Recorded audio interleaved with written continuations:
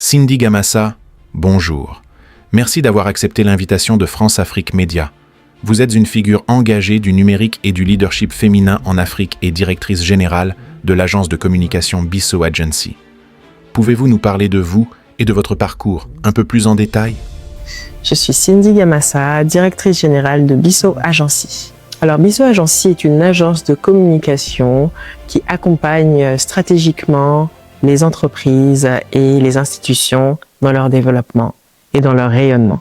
Alors moi, j'ai fait des études en relations internationales, ce secteur étant étroitement lié à la communication, à l'image, m'a donc conduit à faire le constat que dans le monde actuel, surtout en 2026, que le digital est essentiel. C'est à l'époque de Covid que je me suis donc révélée avec le community management et cette volonté là de pouvoir donc réunir des communautés autour de produits, autour d'idées et puis en fait finalement de créer tout un empire, si je puis dire comme ça, autour de cette approche stratégique sur la communication et les leviers économiques disponibles via ce monde du digital. En tant que directrice générale de Bisso Agency, comment accompagnez-vous les institutions et entreprises congolaises dans leur transformation numérique et stratégique quand on sait que le numérique n'a pas encore pris place dans des entreprises au Congo? Les entreprises congolaises continuent peu à peu de s'intégrer dans le monde digital. À travers Bisso Agency, nous leur donnons donc la possibilité, via une stratégie bien réfléchie, de voir comment est-ce qu'elles approchent leurs clients, de voir comment est-ce qu'elles redéfinissent leur vision pour qu'elle soit adéquate non seulement pour pouvoir refléter l'Afrique autrement, mais également pour pouvoir refléter l'excellence. Donc Bisso, ce n'est pas seulement une agence de communication qui communique pour avoir un portfolio, mais c'est également une agence qui a un objectif certain de faire rayonner l'Afrique à travers le storytelling et tout ce qui est Made in Africa. Sur la scène internationale, vous évoluez au sein de certains organismes du domaine du numérique. Quelle est la place de l'Afrique et particulièrement du Congo dans les discussions sur la gouvernance mondiale du numérique? Alors pour la petite histoire, j'atterris au GAC, donc le Governmental Advisory Council de ICANN, après mon expérience donc au ministère de l'économie numérique, donc piloté par le ministre Léon Juste Ibombo, qui m'a donné donc l'opportunité à plusieurs reprises de pouvoir aller en représentation pour le ministère en tant que jeune femme active, décomplexée comme il aime dire, qui donc mettait en avant donc un profil transversal. Je parle d'autres langues, j'arrive à m'intégrer dans des réseaux de networking et c'est comme ça que je me suis fait donc remarquer lors de des congrès ICANN et donc la place du Congo à ce conseil permet de pouvoir donc de ne plus être un spectateur mais un acteur principal lorsque les questions de gouvernance internationale sur Internet se posent, lorsque de nouvelles politiques sont en réflexion.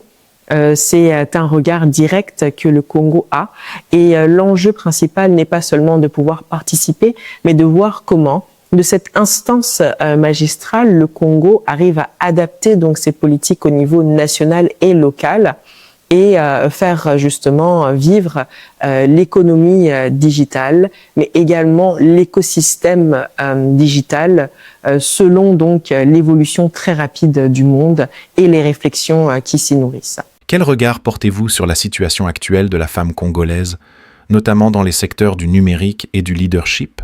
Nous allons vers une normalisation de la place de la femme dans la société, une normalisation de la grandeur de la femme selon ses actions, ses inventions, et beaucoup d'inventions, notamment technologiques, ont été créées par les femmes. Justement, quels sont aujourd'hui les principaux obstacles à l'autonomisation des femmes au Congo et comment le digital peut-il contribuer à les juguler?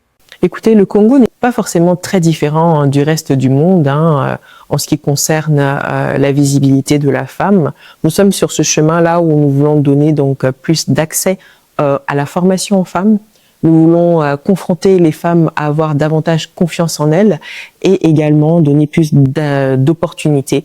Mais qui dit opportunité dit d'accès au financement pour les différents projets que les femmes ont.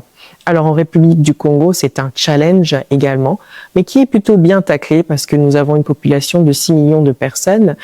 51% de cette population est donc composée de femmes, également de jeunes. Donc nous avons donc une jeune population en République du Congo, ce qui veut dire que nous avons les mains pleines de challenges, mais également d'opportunités parce que tout cela contribue donc à l'innovation. Et ça s'inscrit donc dans une dynamique portée sur le digital. Et donc, vous comprenez par là que ma philosophie, qui est celle de porter le digital comme levier de croissance pour le Congo, permet donc de réfléchir sur les possibilités d'intégration économique des femmes via donc cette sphère, ce qui est peut-être un peu plus difficile dans les domaines qui sont encore en régularisation ou en réorganisation du fait des différentes crises que nous pouvons donc traverser. Et voilà donc une solution clé pour les femmes congolaises qui est très bien, en tout cas perçue par les institutions et qui commence à avoir l'attention qu'il se faut, notamment je pense depuis également l'écriture du livre Les leviers de développement du Congo qui ont permis concrètement de pouvoir poser des bases à travers donc ce chapitre que j'ai rédigé et de permettre de rentrer dans des conversations plus directes avec les acteurs qui sont prêts à mettre la main à la pâte. À travers votre initiative Numérica, vous œuvrez pour le développement de l'écosystème digital. Quel rôle les jeunes femmes peuvent-elles jouer dans cette dynamique de transformation ?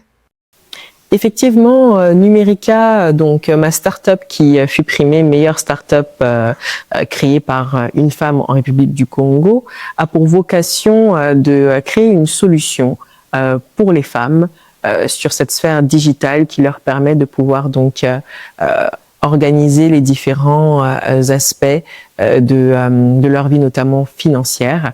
Et donc nous y arrivons. Mais cela est une initiative parmi tant d'autres. J'ai créé donc également des réseaux pour les femmes, pour l'inclusion, pour le partage d'informations, notamment le Sisterhood Network avec lequel j'ai commencé lorsque je suis arrivée plus jeune et donc qui incluait des femmes de mon âge, de ma génération, pour essayer de discuter sur ce qui se fait, quelles sont les figures vers lesquelles se tourner.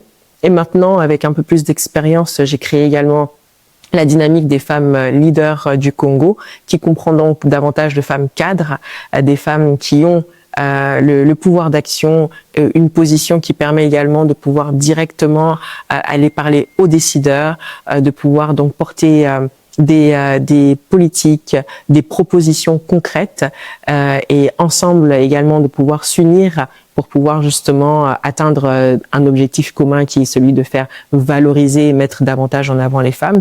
Alors voyez-vous, à la fin de la journée, mon ADN se porte totalement sur propulser la femme dans le meilleur de sa capacité, et notamment à des postes de décision, notamment à des postes d'action concrète, non pas seulement pour la visibilité, mais pour que définitivement sa part d'apport soit comprise.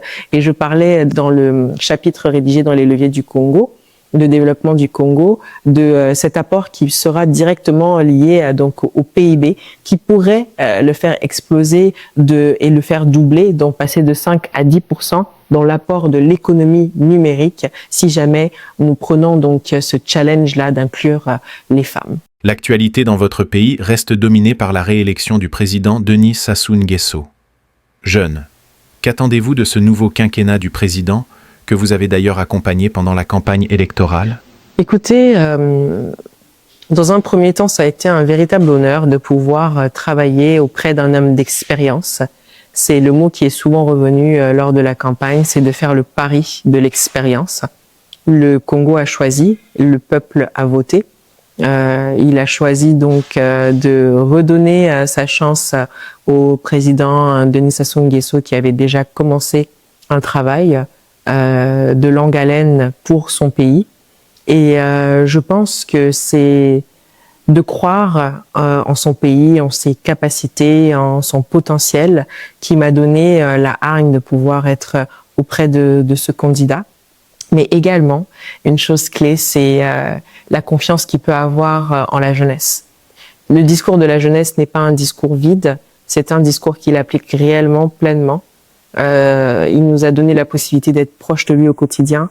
Moi également, qui faisais donc les petites vidéos de community management sur tout le long du parcours, de pouvoir capturer les émotions, les moments d'intimité, les réflexions, mais également de pouvoir comprendre en fait un monde qui parfois est mal perçu par la jeunesse, et donc de retransmettre ce message-là à la jeunesse et d'avoir des bons retours.